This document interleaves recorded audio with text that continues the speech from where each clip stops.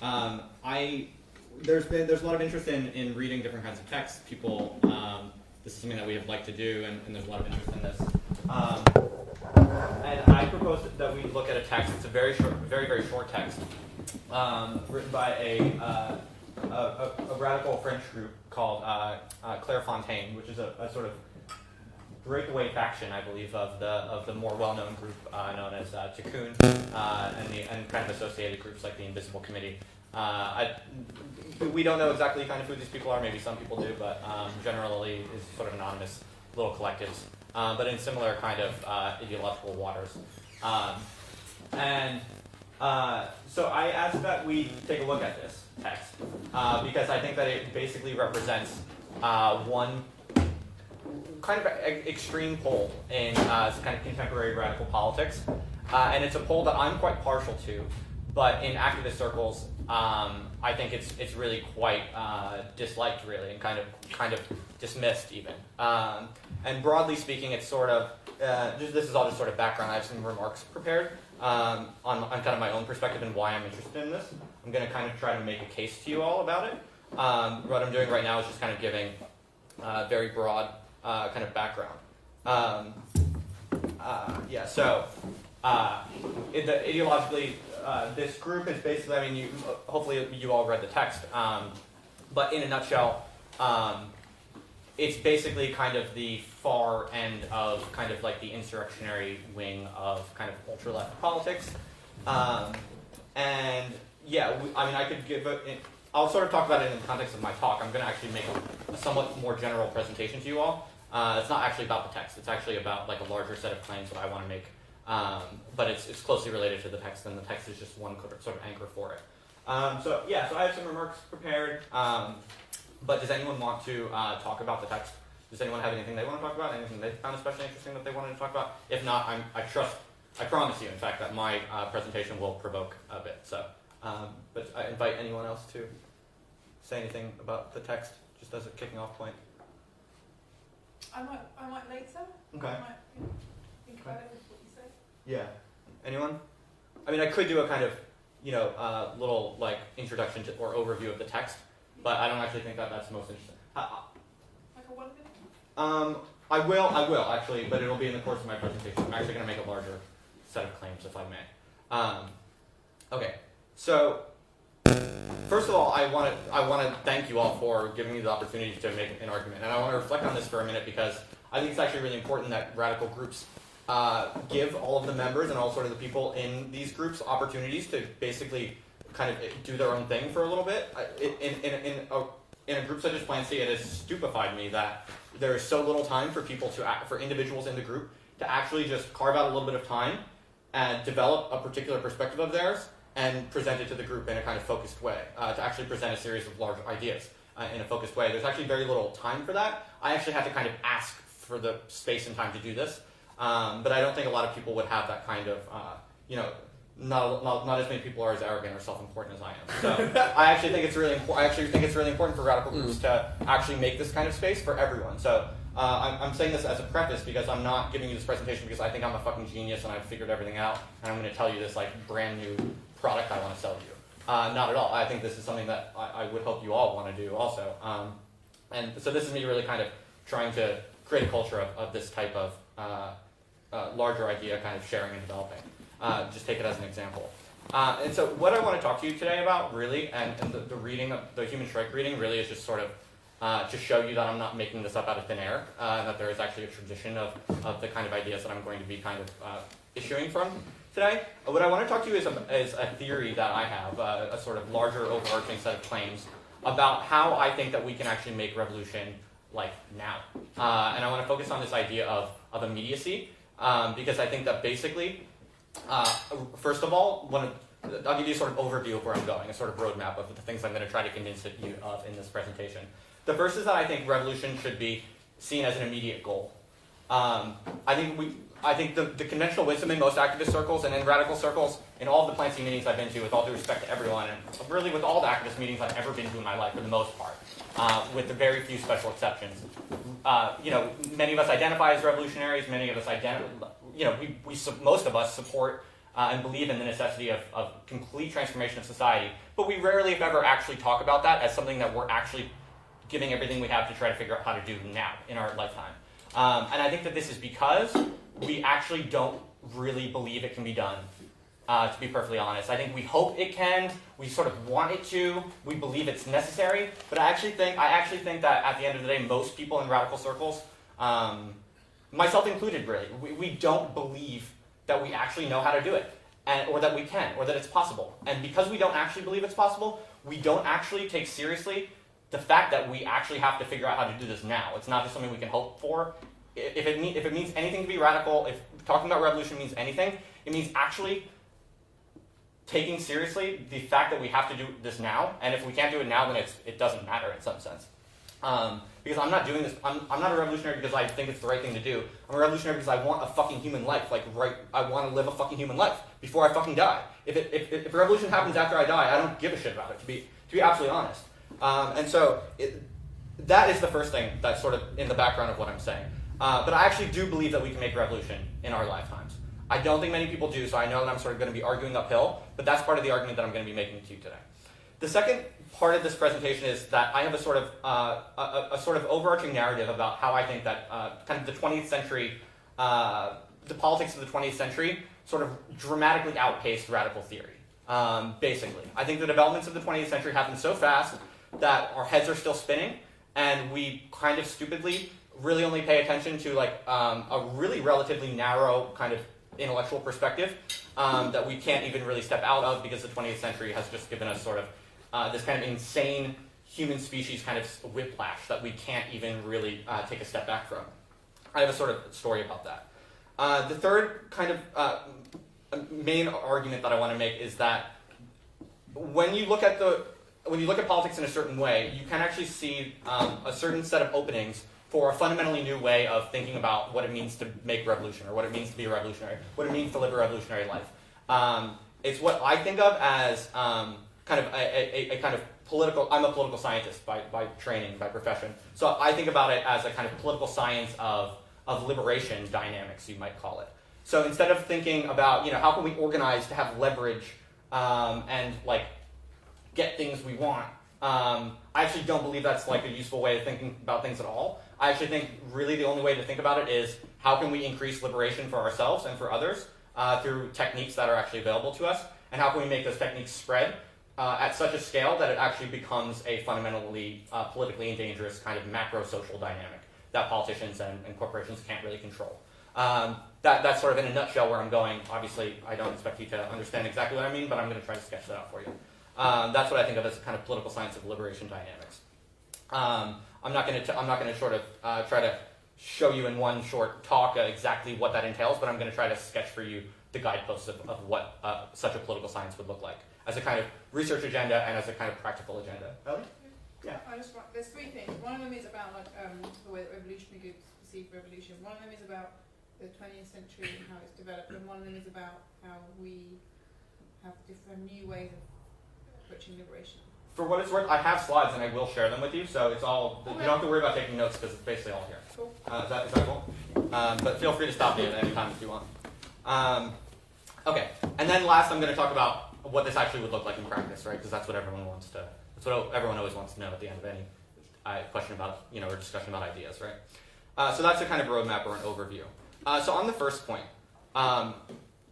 yeah, I don't think that revolution is a sort of distant hope that we should just kind of do our best on.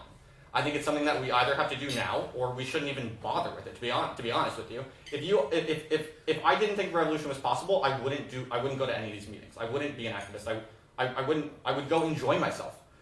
Because that's ultimately what I'm interested in. I'm not trying to be, like a saint. I don't want to impress people with how immoral I am. What I want is fucking liberation as soon as possible because I'm fucking dying. And that is the only reason why I'm interested in revolution. But this now has kind of large scale kind of meaning because, and in particular, global climate change is the obvious one. Here I like the title of Naomi Klein's book, This Changes Everything, right? I think that's really seriously.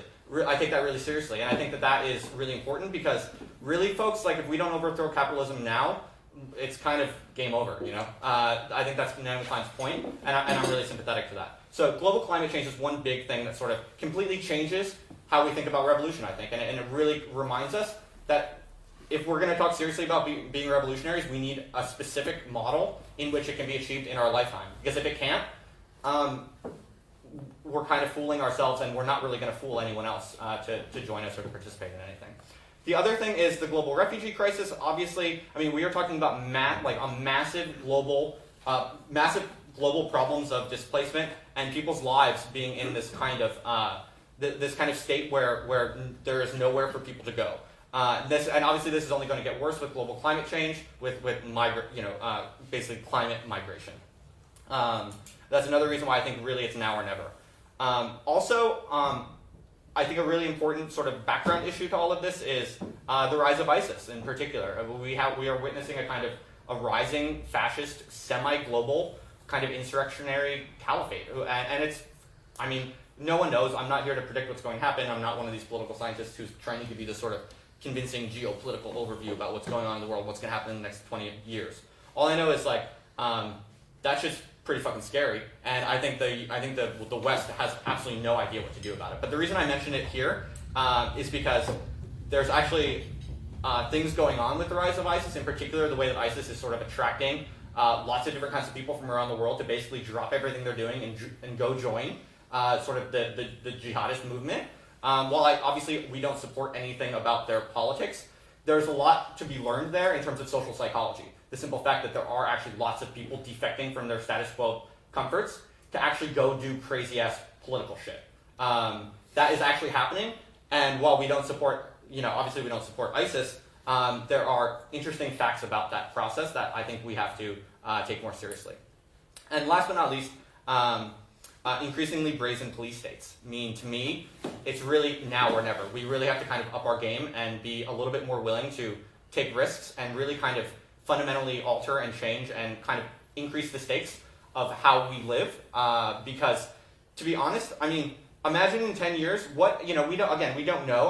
I'm not making a predictive argument about what's going to happen, but the police states in the Western liberal democracies really are getting worse and worse, and it is really quite scary. I mean, what we do have is still, at least for the time being, is a modicum of kind of good old-fashioned liberalism, at least a little bit. Freedom of speech, freedom of association. We're allowed to have these types of meetings. We're not yet being sort of attacked. We're not yet being prevented from having these types of meetings. We are able to basically say mostly whatever we want in public forums. These are privileges. These are privileges, right? That haven't been around forever, and all the direction of sort of Western democratic politics seems to be less and less invested in those things, and more willing to smash those things. So I don't want us to find ourselves I don't want to find myself in 10 years, and all of a sudden we're actually not even really able to associate freely. We're not actually even able to speak freely. You see the rise of radical politics being sort of lumped in with terrorism and sort of the surveillance state and the police state. Those things are really scary to me. Again, I'm not saying I know exactly what's going to happen, but I sure as hell don't want to, in 10 years, if we don't even have really freedom of speech anymore or freedom of association anymore, we're going to look back on today, and we're going to think about all of the relative privileges we actually do have right now that we're not making the most out of. We're not making the most out of freedom of speech. We could be saying so many things to so many different people in so many different ways that we're not actually experimenting with at any kind of scale that we could be. So these are all background conditions that, to me, really kind of increase the stakes of why I think revolution needs to be an immediate goal, even though that sounds crazy. I understand that if I say I want to make revolution before I die, and that is my political goal, and that is how I see the world, that is how I see my political work, most people will see me as a kind of childish, weird kid who has like idealistic notions. That's probably what a lot of you kind of are already thinking. I know that's what a lot of people think when I talk about these things. But that's why I need a little bit of time and space to make my argument at a little bit more length. Okay. I have some sub-slides that I could sort of flush some of that stuff out. But let's accept those things as premises. There's basically one last one. And that is kind of what I think of as kind of the mental / social crisis of the Western liberal democracies. And this is something that we basically all know. We all know about sort of neoliberalism and mental health crises. We know things about, rising suicides, rising things like this, depression and anxiety being increasingly prevalent.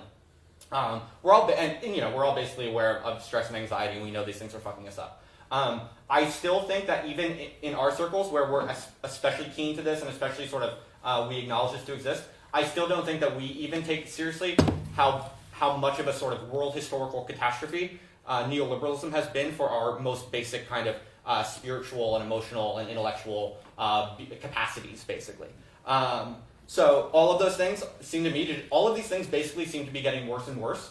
And I feel personally that we are at a place where, I honestly feel like if I can't figure out a revolutionary project right now that I can significantly invest my life and my being into with a bunch of other people like you all, if I can't do that like in the next few years, I feel like I'm probably gonna fall off and just go be like a depressed bourgeois, like sad old person. Do you know what I mean? Like I actually think that will happen if we can't actually start doing something that could feasibly lead to massive collective transformation in the next few years. So that's my kind of case for why I think it's really now or never, no matter how idealistic that sounds. Okay. So moving on to the sort of the background for the real argument I want to make, or the real theory I'm going to present you with today, is sort of rooted in a kind of narrative about the 20th century, and it's kind of unique. So it's not new. I'm not inventing it. I'm building off of like previous research and previous perspectives. But in radical circles, this is not sort of coin of the realm stuff that I can assume people to have. So I want to spell it out for a minute. The first claim here is that I think one of the key sort of historical dynamics over the 20th century in particular. Of course, this is sort of with the rise of modernity and capitalism in general, but I think this intensified exponentially in the 20th century, and this is something we don't talk about. We don't really address this as a fundamental kind of political dynamic that we have to be responsive to, is the intensification of what you might call instrumental rationality. That's kind of like a technical term. It sounds fancy, complicated. It's not really. Basically, instrumental rationality, this is a term that comes out of Max Weber, sort of one of the founders of modern sociology, basically. A little bit after Marx, more or less kind of same generation, German sociologist.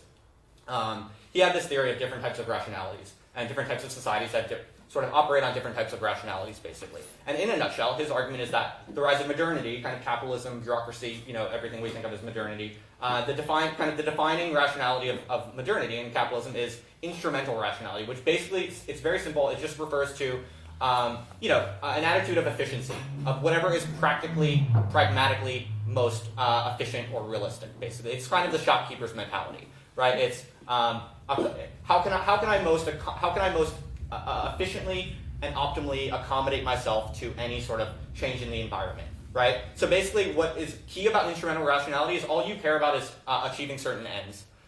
You care about what is the most efficient way that I can. I'm sorry.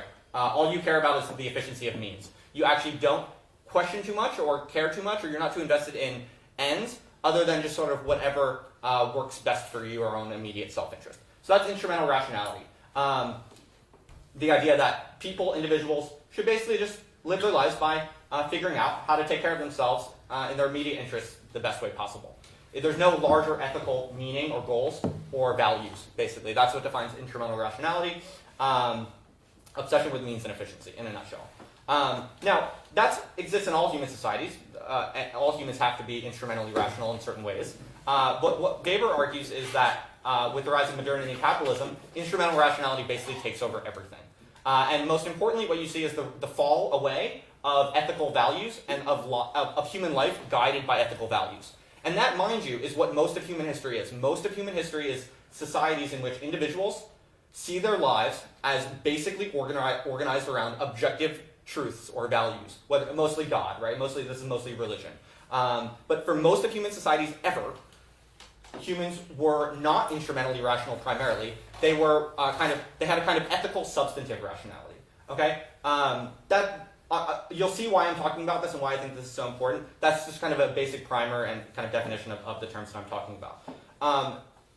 With the rise of capitalism, and especially in the 20th century, what happens is our entire culture becomes basically nothing more than instrumental rationality. And that's basically what you have today. We have no real overarching values that we truly believe in anymore. There are no gods. There's very little that people in a country such as the UK or the US, whatever it might be. I'm talking about the Western liberal democracies for what it's worth. There's basically nothing anymore that individuals in the UK or the US would really kind of let's say, risk their life. There's no sort of objective value or truth that people would kind of risk their life for anymore. For instance, that's a good way to summarize what I'm getting at. That way of living has disappeared, basically, and it's been replaced completely by the capitalist mentality, the shopkeeper's mentality of, how can I make the most money? How can I get by most effectively for myself? That's just a pure kind of instrumentally rational ethical vacuum. To me, this is one of the biggest problems with capitalism in the 20th century in particular, and this is something that we don't talk about as activists. The reason we don't talk about this as activists is because all of modern radical activist theory and the whole perspective of modern radicalism is firmly embedded within instrumental rationality. It's all instrumental rationality. When we talk about leverage, when we talk about organizing, when we talk about strategy, strategy is instrumental rationality par excellence. Activist culture, for the most part, ever since Marx in particular, is basically how can we all get together to defeat, the system on this plane of strategic rationality. In other words, we're kind of, superpowered, collective, organized shopkeepers instead of, petty bourgeois shopkeepers, right? That's one of the key kind of background claims that I'm making here. But this has led to a basic pacification and I would argue near extinction of key human capacities. With the onset of instrumental rationality, what's happened is that I would argue that we have been deformed as human beings in massive ways that we don't even really confront or try to confront as activists, basically. And I'm gonna sort of talk about exactly what that means in a little bit. But basically what I have in mind in particular is the capacity to hold truly deeply held beliefs and to fight for them apart from short-term calculations of interest. We've lost that. So basically, and think about yourselves. Think about we're all guilty of this, right? Like, you would not go and join a political organization, even if you believed everything they were saying. If they just seemed like they they weren't practically efficient, or they had no chance of actually achieving something, you wouldn't take them. We wouldn't take them seriously. We wouldn't want to join that. That is kind of that is sort of the activist economy in some sense.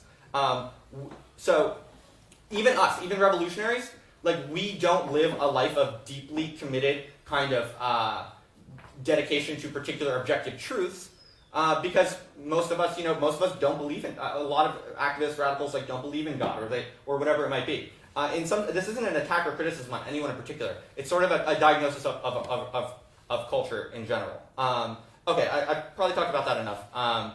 But other key movements in the 20th century that I think are really crucial is one that the information revolution has still barely been even. I don't even think the tip of the iceberg has been opened by radical circles. There is an extraordinary kind of social and political power to the development of information and communication technology. It remains almost completely contained and kind of pacified in corporate and government circles. And in particular, what I have in mind is sort of what a lot of people don't really understand is that the information revolution was really, more than anything else, a learning revolution.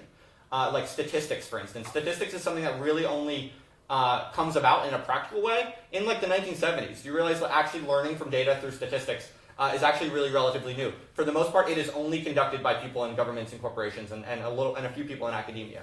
But there's massive stuff that you could do with basically computers and in particular kind of learning about how things work that have yet to even be partially kind of exploited by activists. Okay, and because so I think I can kind of move on. I don't want to go too fast, but I also don't want to beat a dead horse. But so basically, I think that all of these factors, if you kind of think about all these things and take a step back for a minute, all of these things, I would argue, point in one direction, toward this perspective I've been working on for a while, which is thinking about liberation as a kind of dynamic process that can actually be manipulated, increased, or decreased with techniques and practices, basically. So if you kind of move away from the traditional kind of strategic perspective on activism, where we're just kind of we're looking for leverage in the social factory. This is something that we've talked about, right? I actually completely disagree with that. I don't think that there is any leverage to be had anywhere, because I don't think that we even have a society anymore. I don't even know if we're really human beings anymore. That's basically kind of the magnitude of the claim that I'm trying to make, and that's why I'm seeing this in a totally different process, in a totally different perspective. What I would argue is that instead, there's no leverage to be had, but all there really is, what we call society really is, I think, is what we have is social, political, economic institutions, which are basically just machines for distributing flows through bodies, basically. We have been basically dehumanized. We are basically kind of just roped into these overlapping, interlocking kind of institutions, diverse institutions, right? Capitalism, racism, white supremacy, patriarchy. All of these like debates about which one is important is like not just like offensive, and it's insane. I mean, like the point is that there's a massive set of different types of institutions. They're complex. It's evolved. The point is that those institutions control everything. It's not people behind them. It's institutional realities that have become so much larger than us and so much more complicated than us through evolution, and we are basically all dehumanized objects of these massive institutions. But because they're so massive and because it's all so new, like I said, the 20th century sort of happened like a world historical whiplash. Because it's all so new, we're basically sort of, all of us are sort of trapped unequally, but all of us are more or less but unequally trapped in this kind of labyrinth of institutions, which basically all these institutions really do. We don't need to completely understand all of them. The point is that society is basically an equilibrium of institutions that make us do certain things in different ways, and they make us a part of that set of institutions, right? I think it's easiest to think about it as distributing different types of flows of energy, right? Whether it be monetary or biochemical even. Like our, stress, for instance, it is a chemical. It's something that is produced by institutions in our body. It makes us work. It makes us afraid. It makes it hard for us to sleep. These are all what biochemistry has in common with money, and what money has in common with weapons, and what weapons has in common with migrant flows, for instance. What these things all have in common is that they're flows. These are energies, right? Institutions, what we call capitalism, the modern world, whatever, is really just if you just think about it for a minute as just machines, diverse, complicated machines that basically just trigger different flows, block different flows, distribute different flows. This, for those of you who might be aware, this is sort of a very kind of what you might think of as a Deleuzian way of thinking about society, and it's one that I'm quite partial to. So if you take that, if you see society in that way, instead, notice that that's very different than sort of how Marx would see society, or how, I think, arguably, this is very different than how the typical activist would see society. The typical activist sees society as a kind of chessboard, or a kind of strategic battlefield, where we have to kind of outsmart the corporations and the governments, and by people power and organizing, we're going to have more leverage than them or something. To me, that actually is crazy. I think that's totally wrong. Because we're actually not on the same fucking chessboard as David Cameron or Barack Obama or anyone really. We're not even really on a chessboard because we're all alienated as fuck and we can barely survive. But yet, although we can barely survive, although we can barely take care of ourselves and live anything like we would hope to call a meaningful, dignified life, we still function for the system, right? We're clearly still functional entities. So this way, I think, is a way more kind of useful way of thinking about it. Okay, so the next point, though, is that instrumental rationality, this idea of basically trying to maximize, efficiency, just living kind of the typical traditional kind of pragmatic lifestyle. I would argue that this is one of the key circuits, basically, that holds this sort of system of institutions together. Basically, the question becomes, in this, if you actually think about it, this is actually, it might sound like it's only a slightly different way of thinking about it, but it actually leads to a totally different set of kind of arguments or implications for how one would proceed to make revolution, because it is actually fundamentally different. The question now becomes, we're no longer interested in seeking leverage. What we're now interested in is, it's just a question of how to rewire these flows, right? It's just a matter of how, in all the different ways that these institutions cycle through our bodies and fuck with the flows of our bodies, how can we just basically rewire these in ways that we do have access to, that all of us actually have access to in our everyday life?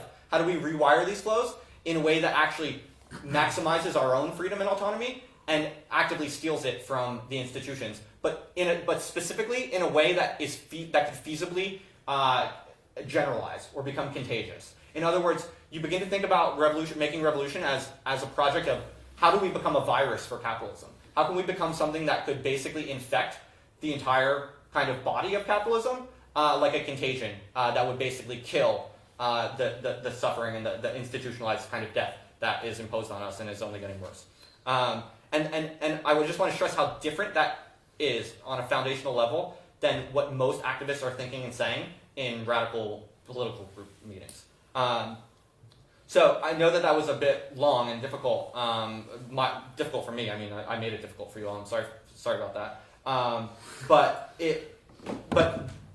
that's sort of just setting up the basics. So how does this lead to what I would argue is a feasible theory for actually making revolution in our lifetime? That was sort of the big claim that I made, and I should make good on that, right? Basically, what I would argue is that if we can learn how to rewire the flows, basically, the way that institutions modify our flows and the way that we sort of contribute to those institutions in the flows that actually we do have control over, that we can actually achieve mass collective change by learning first how to rewire the flows in ourselves, right? So to learn techniques and a kind of a political science, really. This is why I call it a political science, because I think that we have to learn the political science of how we can actually rewire our everyday lives to basically steal energy and time and space for ourselves.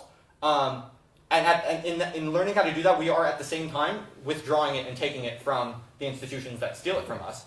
So there's this sort of first question of actually learning everyday techniques that actually work to actually give us more freedom and autonomy and time and space. That's sort of the first step. But the next step, which is at the same time, this takes place at the same time, is to wire our individual liberations into groups, right? Which is what we're doing in a situation like this. We're sort of already on the thread. We're on the start to it. But I don't think we take seriously enough of what it entails and asks for. But also crucially, the groups have to be rewired to feed into the individuals more effectively. That's something that we have a hard time doing because we're sort of anti-individualistic, and that's good, and that comes from a good place. But actually, we are all kind of locked in alienated, atomized cells. Like, that is what individualism is, whether we like it or not. We can't just say we don't support individualism, so we're going to pretend that we have healthy collectives. Well, no, individualism is real. It's enforced on us. We actually are locked in these tiny little cages, and we have to accept that as a reality. We just have to figure out how to break those cages. But we need group support in doing that. So we can't throw away this idea of the individual. It's a reality that we have to get out of. We can't just imagine it away. But basically, it's this sort of aggregation process where I think that we can rewire flows. That's basically what it comes down to. But a key thing here, a key sort of part of this argument is that, where I'm going with this, is that if you can do this, anyone who's ever had this type of experience realizes that this isn't folk politics. This isn't an imaginary process. This is a real, actual kind of psychological and even biochemical process that is real and that fundamentally changes people forever. This is what Claire Fontaine calls a sort of irreversible anthropological transformation. Anyone who's ever been in a serious kind of revolutionary moment, for instance. For me, it was Occupy Wall Street.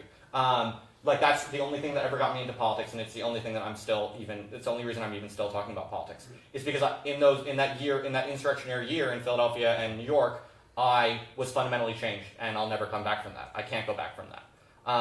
But that is the process that I'm talking about. It's not because we had good activist meetings and because we had leverage.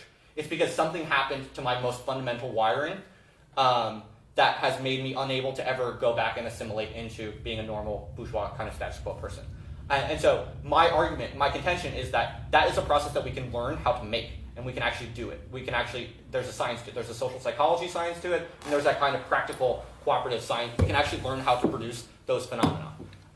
And for me, revolutionary politics will become basically learning how to fundamentally rewire ourselves to make us more dangerous, to make us more free, to make us more autonomous, to produce irreversible anthropological transformations in ourselves and in other people.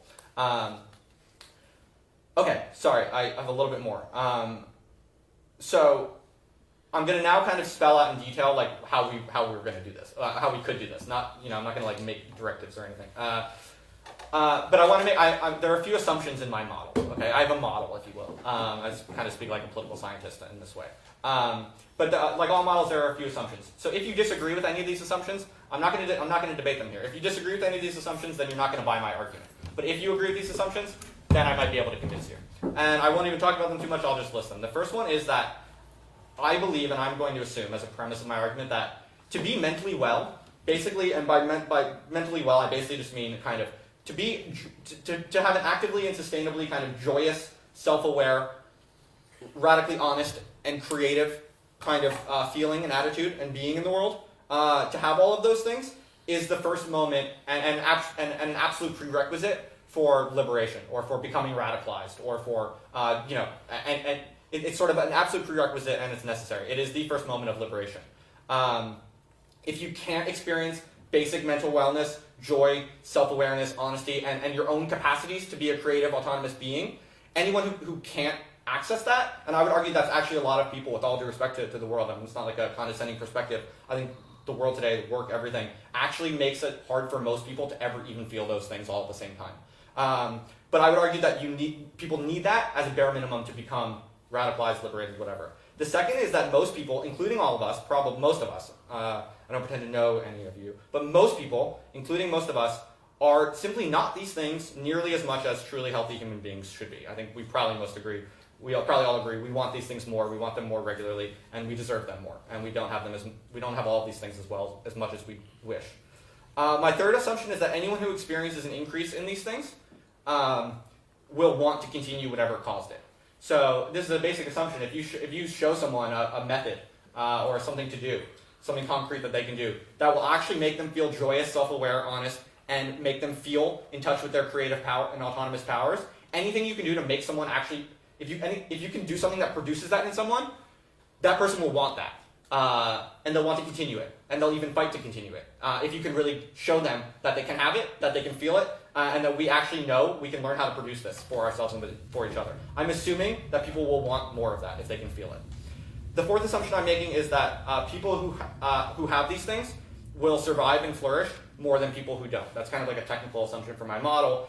This is kind of it's sort of like a vaguely evolutionary kind of model in some sense. But I'm assuming that people who have these things are going to be generally better able to do all things because these are the criteria that help people do things, basically. And I hate to be macabre, but like people are actually dying from lack of these things, right? Like there's been a massive increase in suicide, especially among young people. I mean, this just boggles my mind. Like, people who lack these things, even if they have money, even if they have like social status, even if they have like racial privileges, things like this, if you don't have it, people can reach a point where they have so few of these basic kind of mental wellness things that they actually die. We actually lose them. So these are all just premises. If you accept those premises, I would argue my main proposition here is that I actually think about 100 people could spark and foster what I would call a kind of cultural insurrection that would actually lead to full, complete revolution, full communism, whatever you want to call it. Everything for everyone within about a generation. I actually think about 100 people could produce a revolution in which everyone has everything, basically. Now, how on earth would that work? This is where sort of the human strike comes in. Basically, I think that Clairefontaine and Tikkun and groups such as these sort of kind of fringe radical groups, for some reason, especially coming from France. Actually, there's a good sort of political history reason for that I won't go into. But in any event, I think that these groups are basically dancing around the answer. But the fact that activists kind of take Tikkun and Invisible Committee and Clairefontaine, activists kind of see these groups as like laughable. When I say I like these types of things, people literally sometimes laugh at me. At Fast Forward Fest, literally over beers one night after the meeting, I was talking about something and someone literally laughed at me and said, "Go read the Invisible Committee." Like these things are not sort of accepted as like strategic, like serious ideas. Okay, but I actually think that that's actually symptomatic. The fact that activists laugh at this stuff and dismiss it actually shows exactly why it fills precisely the hole that is making activists more or less useless, with all due respect. And so what is the human strike, right? I mean, we can talk about this or debate this, maybe people have different readings, but the basic idea of the human strike, and this is kind of the larger politics of Tikkun and Invisible Committee more generally, is, in a nutshell, just simply fucking refuse to do anything that doesn't give you joy. Refuse to acknowledge the existence of anything false. Become zealously devoted to caring for yourselves and your comrades. And basically just support this and join into it, feed into it, wherever and whenever and however you can. And I think a crucial point that Clairefontaine mentions in the foreword to the human strike, it's just a kind of throwaway line in there, but I think it's key for us, is the idea of just coordinating these gestures. That's kind of where I think the organizational element comes in.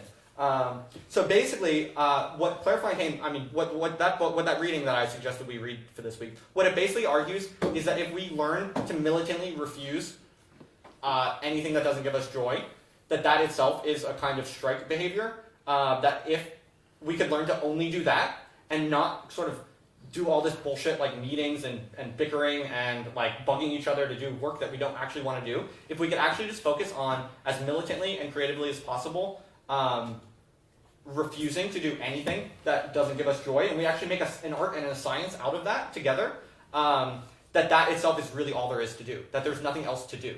This is why they use Tikkun somewhere has a chapter called sort of how is it to be done? And that's a kind of play on, Lenin's famous question of what is to be done. Basically, the radical argument I'm putting forward is, and this is with Tikkun and Claire Fontaine and this sort of trajectory, is that there is nothing to be done. And that all the things that activists think they have to do to sort of solve the world, that all of that is just instrumental rationality. That's activists just sort of overheating on the train tracks of instrumental rationality, going nowhere because it's precisely invested in the main sickness that modernity and capitalism is, which is trying to achieve ends by maximizing certain means. But what Claire Fontaine and Tikkun and groups like this are arguing is basically exactly what Max Weber also argued at the turn of the 20th century, which is that we should basically live according to an ethically substantive rationality. That's a kind of fancy sociological term, basically just meaning to live by sincere conviction to a particular belief of something being objectively true. Because no one really does this anymore, that's such an extinct way of being, that if you simply try to do everything in your life according to some objective truth that you actually would fight to the death for, if we could actually learn how to do that, first of all, we would become crazy people, right? I mean, this is not easy, right? I know most of us think that, we have beliefs and we have convictions, so I'm not saying that you don't have beliefs or convictions. Most of us think that we do, and we do in some sense. But if you actually, in every part of your life, lived as militantly as possible in defense of those convictions, even when other people aren't looking, kind of basically almost like a kind of religious attitude, but not necessarily with a God involved. If you actually live by sincere conviction to what you think is objectively true, you would become a crazy person. But if we all did that together, we could actually change history, because Weber shows that this is actually the only thing that can change history, is when you actually have human beings who actually believe in the objective truth of something and will orient everything in their life to that objective truth. We, as human beings, that more or less has been extinguished. That's not really a way of living in modern life. And it's precisely because capitalism has enforced so many kind of ethical compromises. So I'm not saying we all have to become saints, but what I'm saying is that if we see this point, if we see the basic point, anything we can do, any tactics, techniques, or just ways of living that we can develop that basically make ourselves even marginally or incrementally more like we're actually organizing our lives around some objective truth, which I would argue the objective truth should just be basically our own joy and our own sort of humanity, right? This idea of human strike. The French is actually grave humain, which is actually very different than human. Human strike sounds like we're going to stop being human. It sounds like this kind of nihilist, kind of anarcho-nihilist rhetoric of we're gonna stop being human. In the French, I actually think it's the opposite. It's more like striking in a humane way, which is actually kind of different, and it's very consistent with our care rhetoric, right? If we just basically do that as intensely as possible and do nothing else, but we make it spread, but we actually learn the tactics for doing that optimally. That's something that basically in the history of radical politics has never been tried before. And that's something to reflect on. So how would we do this? Basically, we would maintain a public organizational infrastructure, not to quote-unquote organize. Basically, we wouldn't do any more organizing. We wouldn't do any more activism. What we would do is we would basically do research and development, practice, actually experiment with learning how liberation, what actually produces joy in people, what actually produces feelings of power in people, what actually produces people's capacities. We would basically just learn these as a kind of social technology, and then we would go around fucking doing it throughout our lives and with all the people that we meet everywhere. And then all this life that we steal from the institutions, we would basically just communize for our own joy and pleasure and satisfaction. But that circle of joy and pleasure and satisfaction would be expanded because we would have a basic institutional infrastructure where we could allow more and more people to join this sort of circle of kind of stolen life that is kind of taken from the institutions. We would support and publicize and politicize already existing human strike behaviors. I mean, there's massive kind of human strike behavior out there. One of my favorite examples is like shoplifting blogs on Tumblr. There's like a massive like subculture on Tumblr. These are like totally non-political like teenagers and stuff like this who have shoplifting blogs, and they just talk about what they shoplift. They share tactics. They share they share the pictures of what they get and stuff like this. Massive cultures of like human strike resistance that are not political. They don't identify with us. We don't identify with them. But all these types of diverse activities and phenomena going on, we could, as an organization, politicize them, help them, support them, and identify with them, and build that circle as one circle. And then we would use information technology in ways that it hasn't even begun to be used by radical circles. In particular, to actually share these technologies. So like we wouldn't be recruiting, we wouldn't be having events where we like invite other radical groups to come to them. I'm personally, I support it, I want to help out, whatever. But that's not like my vision of like that. I just don't think that's going to make a revolution. I think what actually would make a revolution is if we actually learned specific tactics and practices for diverse types of situations that we could actually give to people and say, this will actually give you more freedom in your life, and it will be fun, and it will make you cooler and better and happier and allow you to do everything that you want to do, whether we like it or not. And by doing it, you're going to be joining kind of a culture with us. That is actually like a lot of people say that Tikkun and human strike and all this stuff is like impractical, or it's idealistic, or it's romantic. That it's just kind of fantasy, anarchist bullshit. But actually, I actually think it's more realistic and concrete than most sort of mainstream radicalism, which actually doesn't have specific technologies. I see this as actually producing specific technologies for liberation, sharing them, and then actually building a massive resistant culture around that.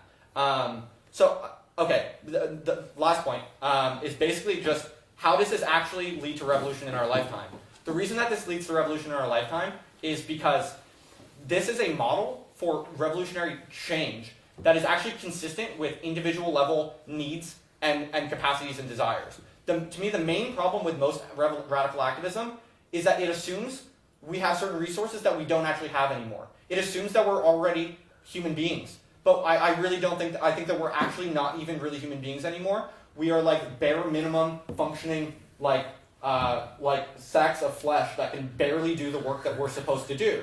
Seriously, like if you take this seriously, what you realize is that simply learning how we and people around us can actually become more human, if we can actually break that up into reproducible, specific things that people can do, and actually politicize that as revolutionary resistance to the institutions, what's unique about that is that people will actually want more of it. It actually works. The problem with most radicalism is that we don't have anything to fucking offer anyone when it comes to it.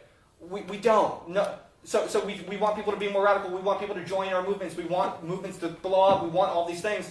But we don't have anything to offer anyone that is going to make their lives better. And in fact, the political science research actually shows that radicalism makes people's lives worse. This is something people don't understand. It's a sort of illusion from the Marxist tradition that seeing society in a radical way is liberating.